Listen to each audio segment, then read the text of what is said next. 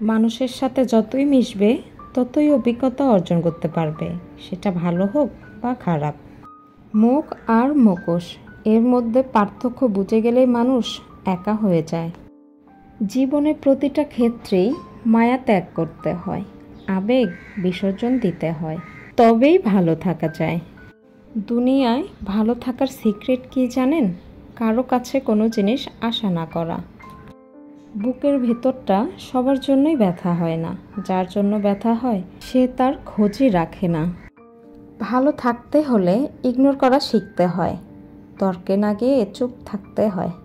নিজেকে ভালোবাসো শুরু থেকে শেষ অবধি, কারণ সবাইকে খুশি করার দায়িত্ব নিয়ে তুমি পৃথিবীতে আসোনি। কারণ তুমি সবসময় তোমার পাশে থাকবে, বাকি সবাই আসবে যাবে, শ্বাস প্রশ্বাসের মতো। পানি কিন্তু একই, তবুও তার সঙ্গীর কারণে এত পার্থক্য হয়। তাই তো বলা হয় সৎ সঙ্গে স্বর্গবাস আর অসৎ সঙ্গে সর্বনাশ। অতএব ভালো মানুষের সঙ্গে চলার চেষ্টা করো, তুমিও ভালো থাকতে পারবে। যে তোমার অনুপস্থিত অন্যের দ্বারায় পুষিয়ে নেয় তাকে ছেড়ে দাও। গাছে যত্ন না নিলে যেমন গাছ মারা যায়, তেমনভাবে সম্পর্কের যত্ন না নিলে সম্পর্ক বেশি দূর আগায় না। মানুষ যেমন দাঁত না থাকলে দাঁতের মর্ম বোঝে না, তেমনিভাবে পাশের মানুষটা হারিয়ে না গেলে তার মর্ম বোঝে না। কাউকে যদি ভালোবাসো, ভালোবাসো চিরদিন, আর যদি কাউকে ভালো না বাসো, বেসো না কোনো দিন।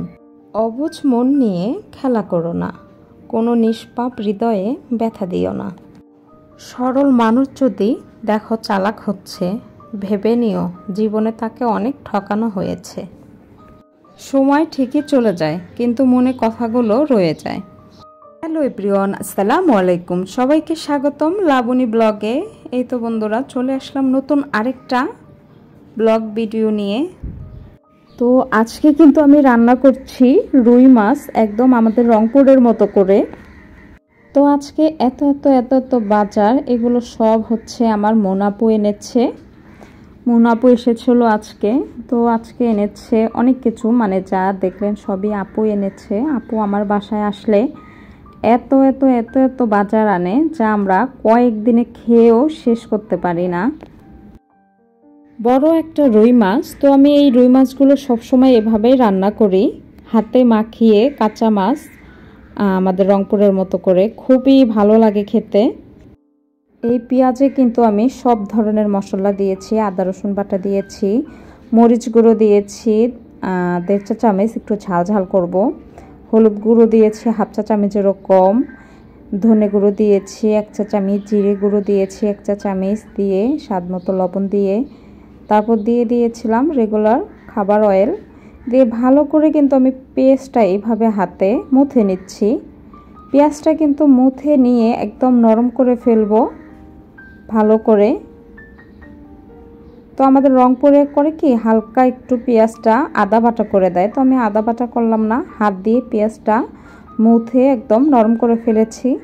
তারপর এখন রুই মাছগুলো দিয়ে এভাবে আমি ভালো করে হাতের সাহায্যে মেখে নেব। এতে করে কিন্তু মাছের ভিতরে ভিতরে মশলা ঢুকবে। তো আমি একটা একটা করে এইভাবে মেখে নিচ্ছি, মাথাটাও এইভাবে মেখে নিচ্ছি। এখানে কিন্তু পরিমাণ মতো ঝোলের পানিও দিয়ে দিব এখন, মাছটা যেহেতু আমার ম্যারিনেট করা হয়ে গেছে। আমি কিন্তু রান্নাটা এখনই বসিয়ে দিব।